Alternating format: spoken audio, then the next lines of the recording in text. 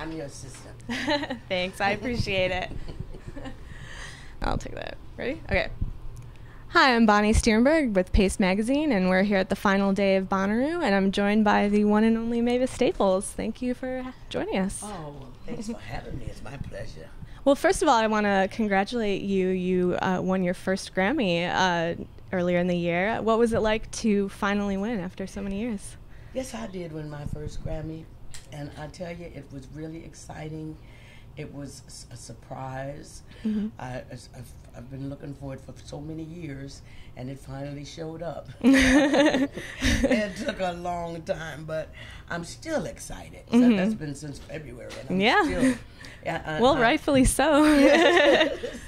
And it just arrived at my home, maybe about 3 weeks ago. Mm-hmm. So I went out and I bought a special little stand for it. Oh, Yeah. But I'm really happy to have won the Grammy. It's always such a good feeling to feel, that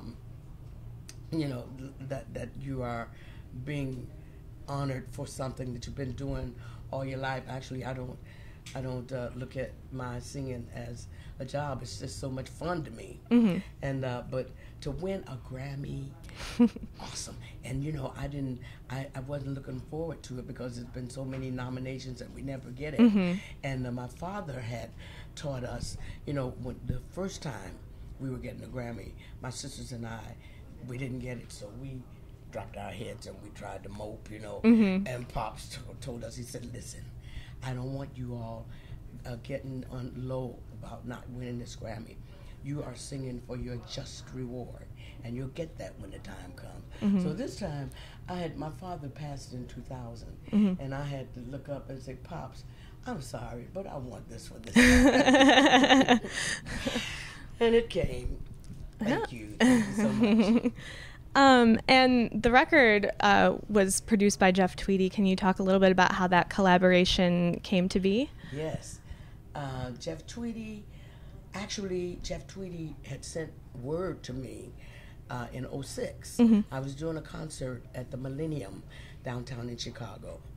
And, he's on the north side of Chicago, and I live on the south Mm-hmm. side.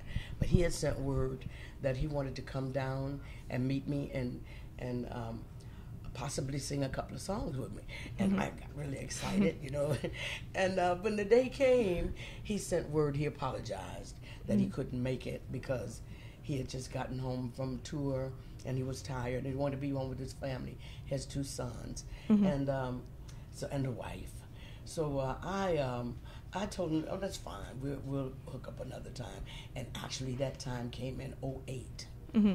We were the band and I were doing a concert at a little funky club on the north side of Chicago Mm-hmm. called the Hideout. Mm-hmm. And actually, all of Wilco came down there. Oh, cool. And we were actually doing a live recording. Jeff Tweedy came up to the dressing room and introduced himself, and after the concert, he came back and congratulated me. He was really excited. Mavis, you were great. And we took pictures together. Mm-hmm. And then this is about 2 weeks later, my manager called and said, Mavis, Jeff Tweedy wants to produce your album. And I said, oh, no, you got to be kidding.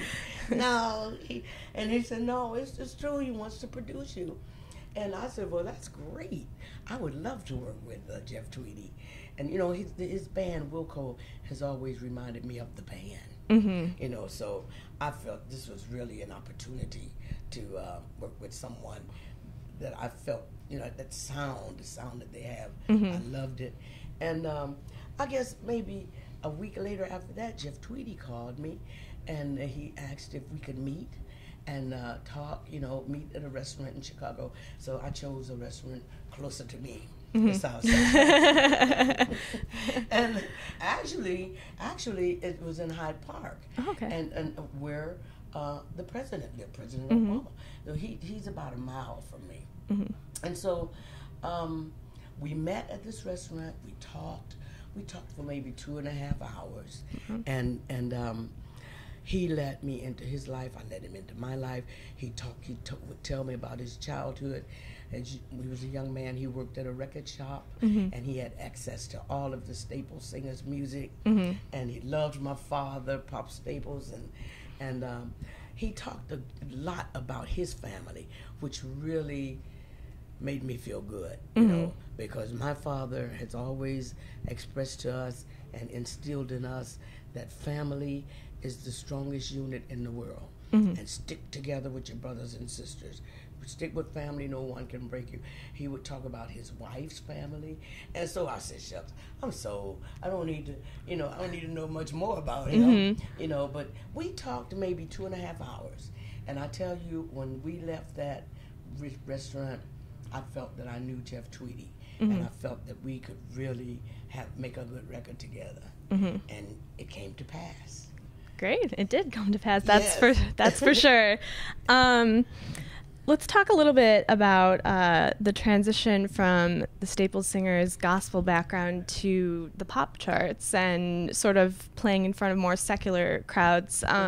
Was that something that you consciously were setting out to do, or did that was it more of just a happy accident that you were connecting to people? And Yes, that's exactly the way it was.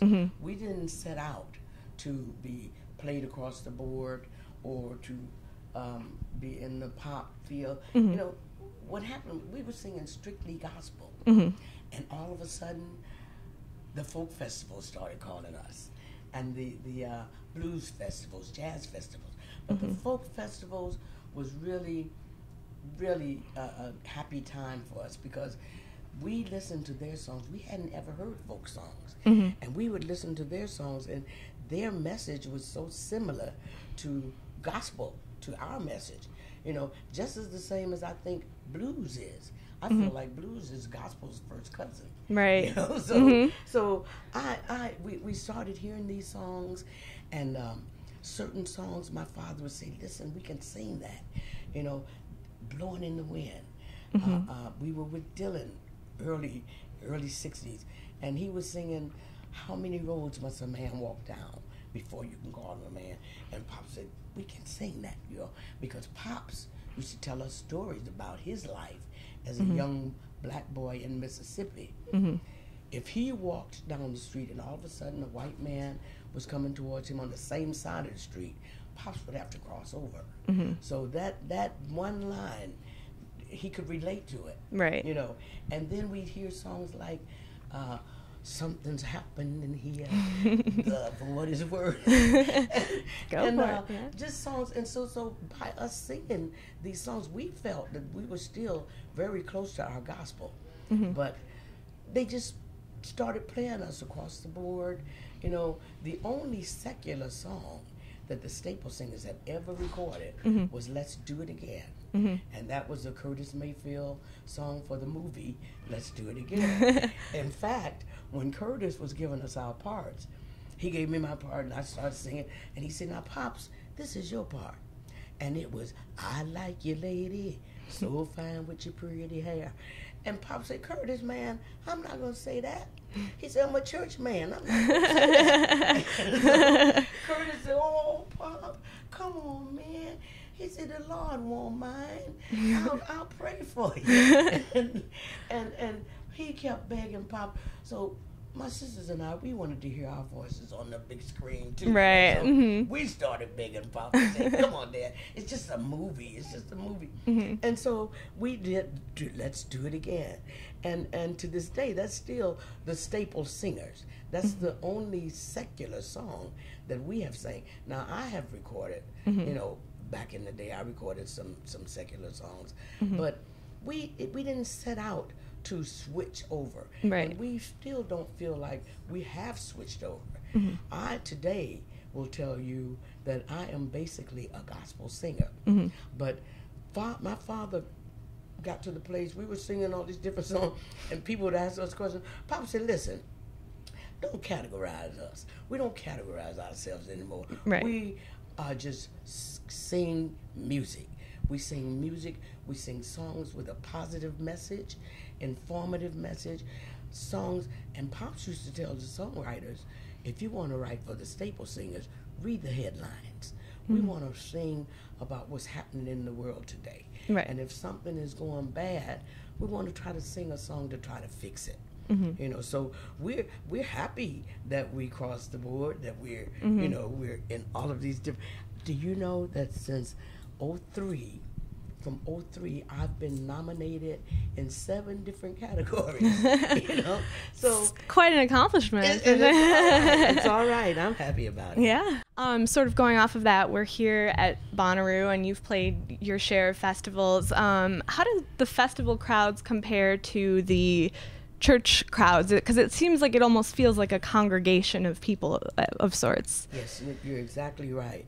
It just, you know, I just, when I'm singing my songs, and the audience and even the young people now that we have coming from the Tweety record, you're not alone. I have to say this, the title. Of course. But you know, we feel many times that we're having church, and the youngsters and the older people. Our audience is from ages 8 to 80 these days, and people are clapping and rejoicing, and it's just, you know, it's not a big difference. It's not a big change. The only difference is that we are just not in the house, the church house. Right. You know?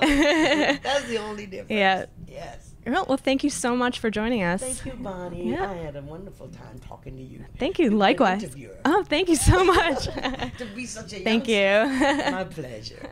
Okay.